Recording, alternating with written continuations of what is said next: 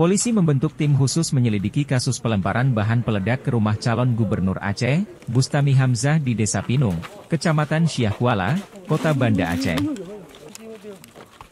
Kasat Reskrim Polresta Banda Aceh Kompol Fadilah Aditya Pratama mengatakan, olah TKP di lokasi melibatkan Jibom Brimob, Inafis Polda dan Polres serta pihak Reskrim dan Intel.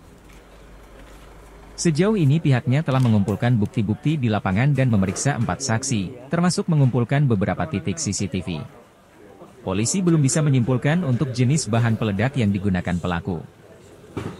Ini masih kita lakukan pendalaman, kita lakukan penyelidikan setelah kita tadi sudah melakukan olah TKP oleh tim gabungan ya, ada Jibom, ada Inafis dari Polda dan Polres, kemudian ada Reskrim dan Intel ya.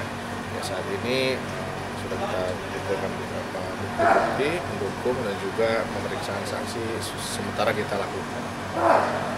Kalau untuk jenis bom sendiri Bang, seperti apa? Ya ini belum bisa saya sampaikan karena itu perlu lebih matang mendalami buktinya ya.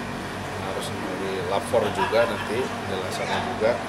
Mungkin yang pasti untuk saat ini memang ada terjadi ledakan ya, diduga granat, namun jenisnya pun juga saya belum bisa sampaikan karena harus pasti nanti ya sesuai dengan keterangan ya, di lapangan dan bukti-bukti pendukung lainnya.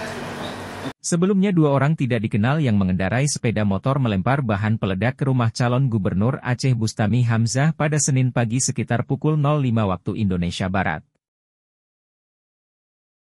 Akibat ledakan itu pekarangan samping rumah Bustami tampak berantakan. Sejumlah pot bunga pecah serta dinding bangunan menghitam. Tidak ada korban jiwa maupun luka-luka dalam insiden tersebut.